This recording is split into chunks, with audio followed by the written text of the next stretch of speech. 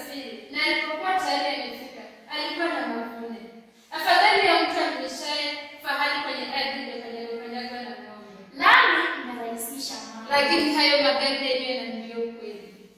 Hayo ni kwa sababu ya lami. Barabara ikiwa imesafishwa vizuri na mwendo wa vyombo umeendelea. Umeendelea ndio, lakini si huu wetu. Kwa nani basi unaendelea?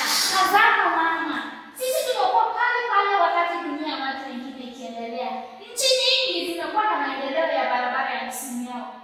Ulimwengu umeendelea, lakini sisi hapa tunausindikiza tu. Tunasubiri uzalishe, sisi tutumie. Wanaozalisha wanavuna, lakini sisi tuko pale kwenye hujuma ya kuchimbana, kwenye ugomvi na kuvutana, kwenye chuki na uhasama wa kitoto, kwenye chimbi na kusutana. Haya ndio maendeleo yetu. Tunasubiri akili kubwa kuzalisha vya kupumua na ulimwengu mzima. Na sisi hapa biashara yetu ni maneno ya kuzuka nyuma ya kujiendeleza. Kweli uyasemayo mwanangu, lakini unajua watu wa hapa kwetu walivyo. Mama, ulimwengu unakwenda shodi. Watu wamechukua nafasi zao katika mtandao mzima wa nchi. Nafasi chache zilizosalia wanang'ang'ana kuzijaza. Lakini hapa kwetu, mwanaume hasa ni yule ajuaye gogo lilipo na ujitolea maisha yake yote kuitumia. Hivyo ndivyo walivyofanya babako. Walimvuta na kumweka mikononi mwao. Sasa wanampeleka kama tele kwenye upepo. Matokeo yake ni haya, utumwa wa pole.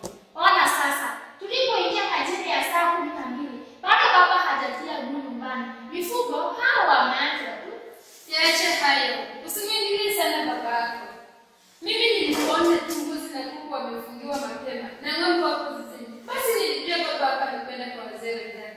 Ni desturi ya kila mwanaume. Afadhali baba yako kujaribu hapa na pale. Anasaidia mgala mwe na kake kumbe. Kuna wakati baba huenda jikoni akapika.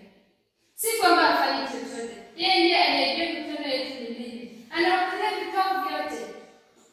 Baba yako kujaribu inapobidi na anapojisikia. lakini haifai. Unafaaje? Kushirikiana na kusaidiana kwa kila hali. Wewe mzungu mama. Labda umesahau. Hapa kijijini, kanuni zetu ni tofauti.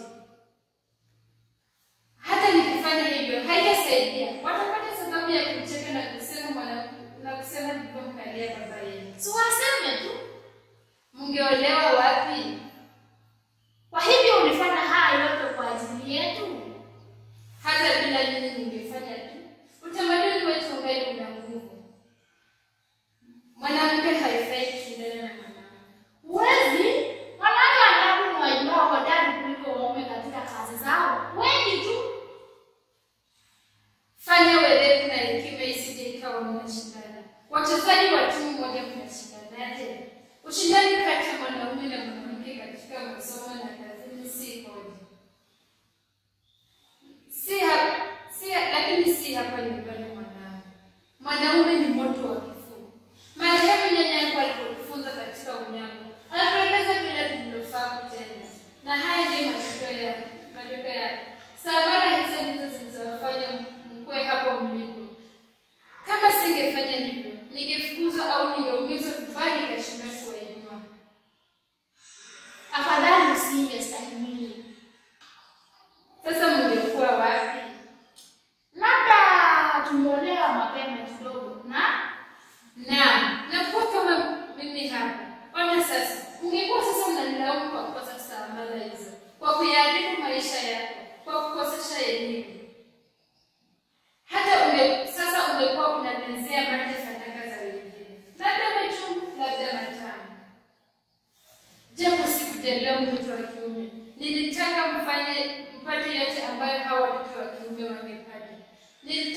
Nilikosa mengi, lakini nilitaka wote mbawa na kupaa juu, ili kuiangalia dunia kutoka chini kwa niaba yangu.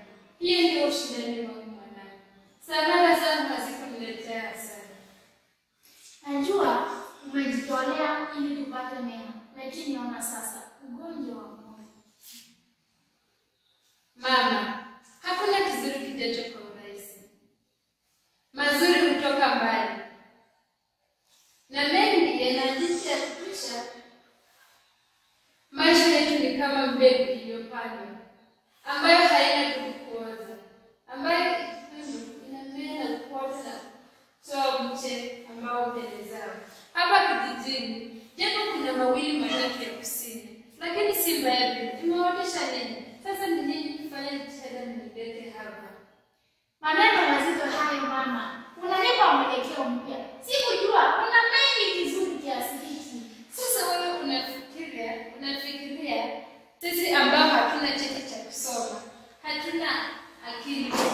Mwanangu, ni cheti cha kusoma tu ambacho hatukujaliwa.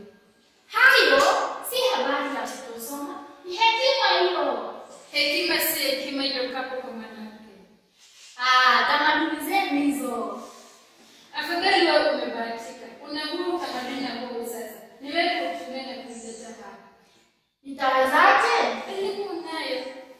Wasio na elimu hawaheshimu wenye elimu. Hasa vijijini. Usije shule elimu mwanangu. Ipame kwa hekima. Kweli? Kweli. Itachukua muda sana kabla ya kufika huko. Heri kuanza. Mbona unacheka basi? Sasa wewe unafikiria kulianzisha jambo kubwa na kama hilo na litegemee mara moja. Mabadiliko yana kazi. Inahitaji wakati na kujitolea. Mama, sasa wakati nitatoa wapi nilivyobanwa hivi? Hata mwanangu mara nyingi nakuwa jua amelala tu. Anza na baba yenu. Anza polepole. Badala ya kumkabili, mshawishi atakuelewa. Unajikuelewa, ataendeleza jambo hilo. Sasa ninaelewa mama. Ni vyema kama umeelewa. Saa ngapi vile? Inakaribia saa 2:30. Ndiyo maana ninajisikia kuchoka. Hapa kijijini kwetu, saa hivi ni saa 2. Tushafunga milango na kulala. Mama, unahitaji kupumzika. Safari ndefu uchosha hata kama safari ni ya starehe. Kweli mwanangu, Hata mimi nimechoka. kesho pia ni siku. Mama, itabidi kesho nitafute yule mtu aliyekuja kuomba kazi. Nitafurahi sana. Akipatikana atatusaidia.